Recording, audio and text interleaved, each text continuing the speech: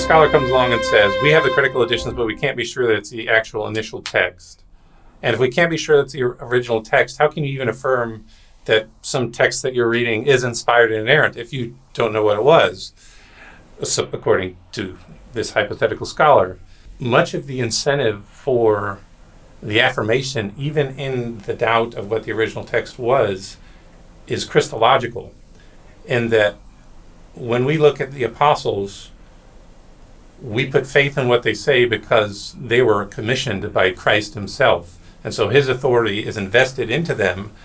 And so if he's the ultimate authority, if he is God himself and what he says is true, and if he says, then these are my disciples, listen to them, in the passage in Luke, a remarkable passage in this regard, if they reject you, they reject me.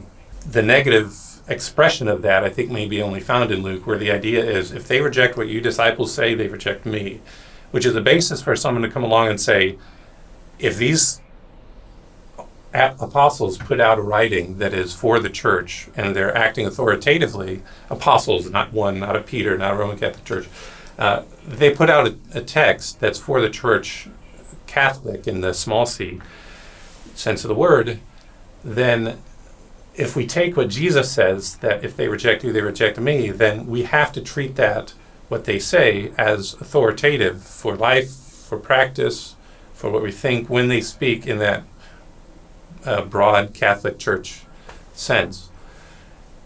And so a Christian would be able to say, if I trust that that particular part in Luke is correct, and just broadly that commissioned disciples have the authority of the commissioner, then even if I don't know what the text of a particular passage was, I would still treat it as authoritative and inspired in light of it being from a commissioned representative, in which case the objection that you shouldn't affirm inspiration and inerrancy if you're unsure of what the text actually was doesn't hold. That's where I would like to hear what you think. Yeah, I mean, that's interesting how you break that down. I would say that, we trust a lot of things, even though we know that there are some imperfections latent into it that are integral to it because we're human. We could be talking about the scriptures, but we could also talk about even our understanding of the scriptures and teaching, and also maybe of the church in small c sense, of how we organize and how we worship together. Because of different human imperfect interpretations, we do see some differences there. And we do see maybe even some disagreements because we're limited in our understanding. But that doesn't mean that we can't trust the overall message of redemption. There's an understanding that there's going to be some uncertainties and imperfections, not in the original text. See, this is where it gets back to the doctrinal, but in how it is handed down to us, right? Because it's handed down through a human process. And the only way that you can really overcome that is if you believe in some type of miraculous intervention at every stage of the text and its process. And that's just something that isn't supported in scripture. Right. God doesn't even really do that with even just the teaching. Because his teaching has been corrupted and twisted from the very beginning, as we saw what was happening with Paul. It was happening right away.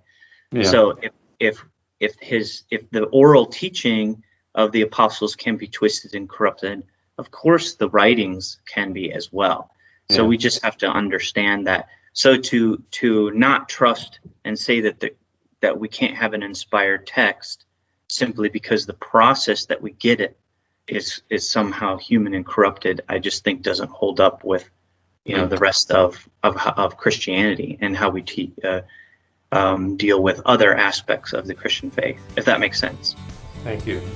Much about that was good. Thank you for listening. Credible Faith is a global missions-minded apologetics ministry with content available in 7 different languages across 7 websites: German, Russian, Italian, French, Spanish, Portuguese, and English.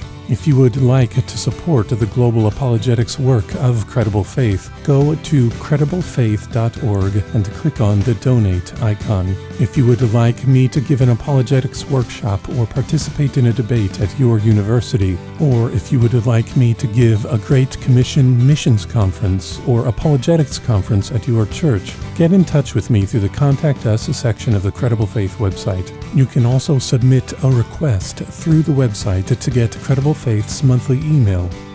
If you are a native speaker of Russian, German, Italian, French, Spanish, or Portuguese, and if you notice that an essay from the English website is not available on the Credible Faith website for your language, feel free to get in touch with me about translating the essay, and I would read through your translated material for quality control and the desire to see content from the essay made available in your language. Thank you for listening, and have a great night.